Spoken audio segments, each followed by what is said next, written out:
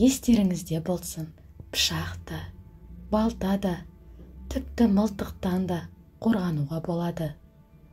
Бірақ мүмкіндік болса, қашып кетуге тырысыңыз. Алды-артыңызға қарамай қашыңыз. Өйткені оның арты жақсылыққа апармайды.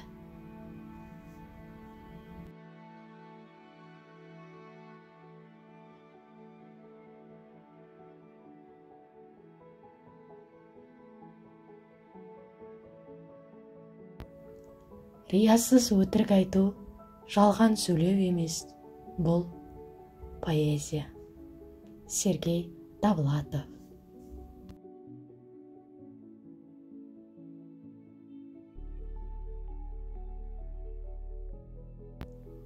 Теңіз біз туылғанға дейін тұңғиық, біз өлгеннен кейін де тұңғиық болады. Әрі кетсе, біз сол тұңғиық теңіздегі құмның кішкентай ынтағымыз. Сергей Довлатов.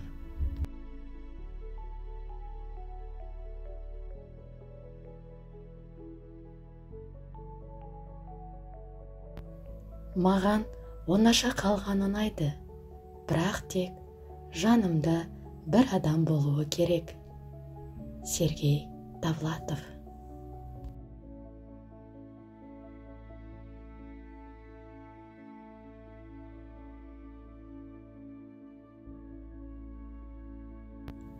Мен басымнан өткерген қиыншылықтарға мойымаймын.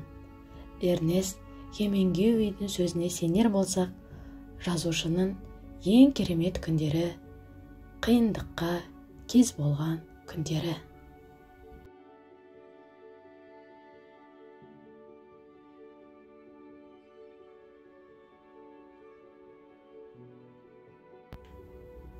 Бәрі де уақытша, немесе әділетті.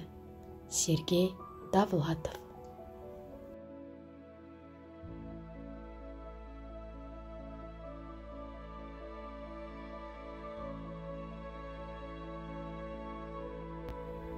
Біреуге қарап, өзіңе баға беруге болмайды.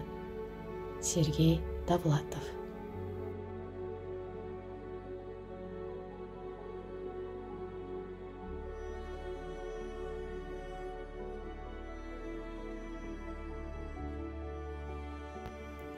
Әлсіз адамдар өмірді түсінбейді, ал ер жүректер оны меңгеріп алады.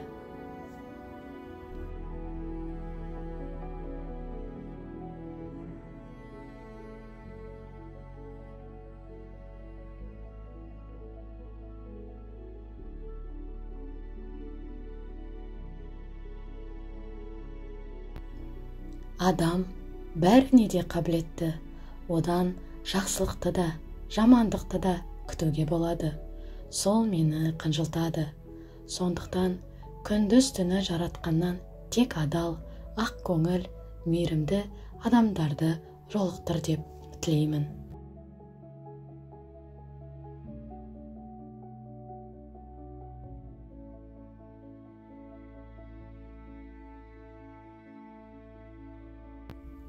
Азаматтық өмірдің әділ де әділетсіз тұстарын көре тұра қабылдай білу, жақсы көру.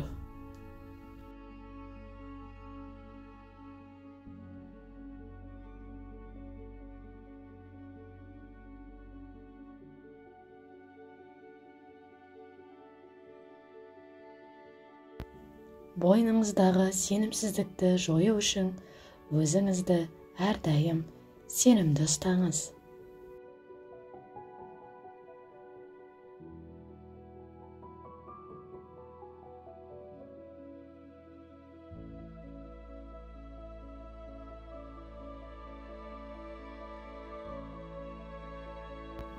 Адамдардың көбісі ауыр мәселенің шешімі жоқ деп ойлайды. Алайда барлық жерден шығатын жол бар екенін ұмытпаңыздар.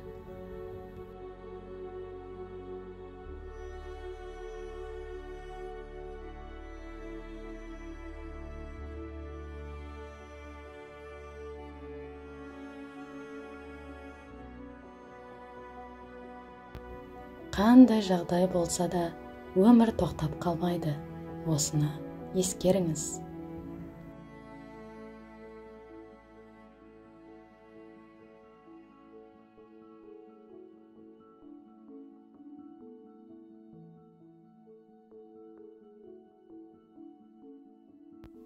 Әйел адаммен сөйлескенде бір қынжылтатын нәрсе бар. Сен барынша дәлел келтіресің, аргумент, фактімен барлығын түсіндіріп жатасың. Ұрыспай керіспей отырып, ересек адамдар секілді сөйлесуге шақырасың. Логикасын іске қосса дейсің. Ал ол сенің даусыңды естігісі де келмейді.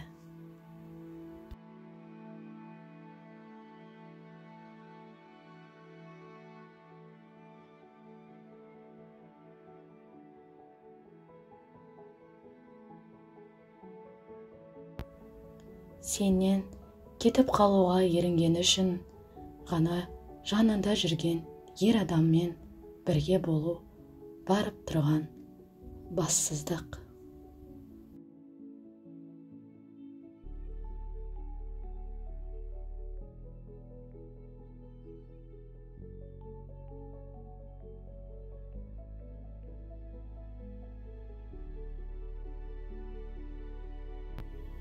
Түзелмейтін тек өлім.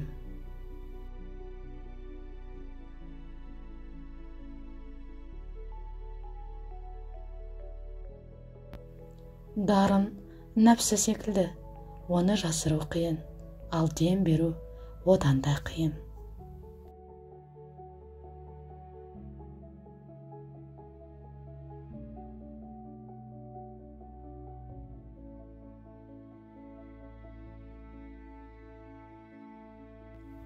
Қателеспейтін адам болмайды.